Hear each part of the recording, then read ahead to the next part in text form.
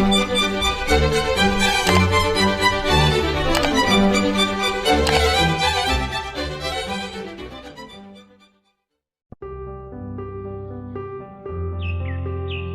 মানুহৰ হৃদয়ত থাকিবলৈ শিকা, কাৰণ অহংকাৰী লোকৰ মনততো সকলোৱে থাকে।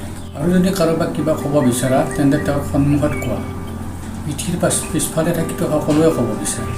কেতিয়াবা কেতিয়াবা আপুনি বহু কথাই ক'ব বিচাৰে, কিন্তু সেই সময়ত আপোনাৰ কথা শুনিবলৈ ওচৰত কোনো নাথাকে আৰু আপুনি সেই ব্যক্তিজনৰ বাবে অপেক্ষা কৰি থাকে।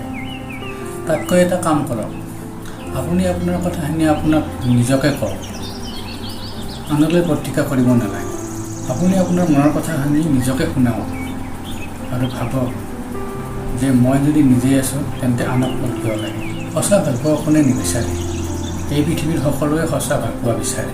মই আজি আপোনালোকক ক'ম কেইটামান সঁচা ভালপোৱাৰ বিশেষ গুণ। আপোনালোকে ভালদৰে ভিডিঅ'টো শেষলৈকে চাব আৰু কথাখিনি হৃদয়ংগম কৰিবলৈ চেষ্টা কৰিব।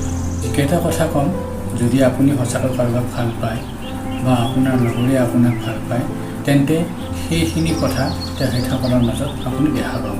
যিজনে সঁচা প্ৰেম কৰে তেওঁ প্ৰেমৰ বাবে সকলো ত্যাগ কৰিবলৈ সাজু হৈ থাকে, হওক কোনো বেয়া অভ্যাসৰ তাক আৰু লাগিলে মানুহৰ তাক। 80%তকৈ বেছি ব্যক্তিয়ে প্ৰেমৰ বাবে মদ, চিগাৰেট, ভাং, বেয়া অভ্যাসবোৰ এৰি দিয়ে।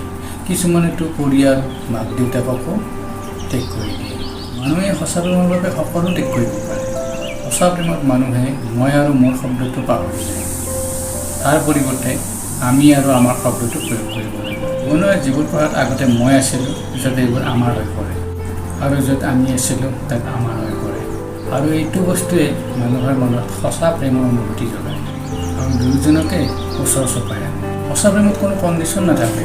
সঁচা প্ৰেম আনকণ্ডিশ্যনেল হয়। য'ত এফালে আজিকালি সম্বন্ধবোৰ চৰ্ত আৰু কণ্ডিশ্যনলৈ ভৰপূৰ হৈ থাকে, কিন্তু প্ৰেমৰ সেই ক্ষেত্ৰত কোনো চৰ্ট নাথাকে আৰু কোনো কণ্ডিশ্যন নাথাকে।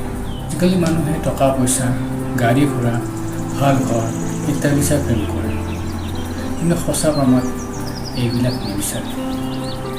আৰু যেতিয়া এই গাড়ী ঘোঁৰা, টকা পইচা এইবিলাক আপোনাৰ ডিমাণ্ডবোৰ যেতিয়া পূৰ কৰিব নোৱাৰে তেতিয়া সেই প্ৰেমো নাথাকে।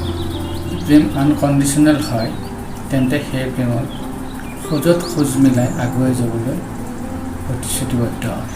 যিসকলে সঁচা প্ৰেম কৰে তেওঁলোকে ভৱিষ্যতৰ কথা ভাবে, ভৱিষ্যতে কি কৰিব, ভৱিষ্যতৰ পৰিকল্পনাবিলাক কৰি লয়।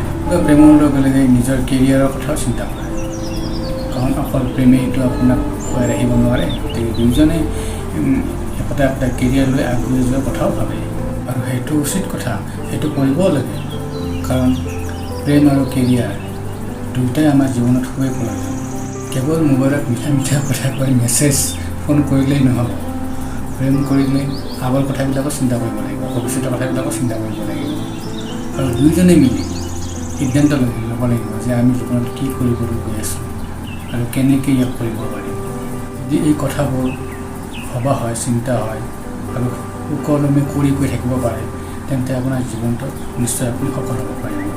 এই পৃথিৱীত এনেকুৱা কোনো এজন ব্যক্তি নাই যিয়ে কেতিয়াও ভুল কৰা নাই। সকলো ব্যক্তিয়ে ভুল কৰে, আৰু সেই ভুলক শুধৰণি কৰি যিজনে আগুৱাই যাব পাৰিছে তেওঁহে প্ৰকৃত ব্যক্তি হৈ পৰিছে।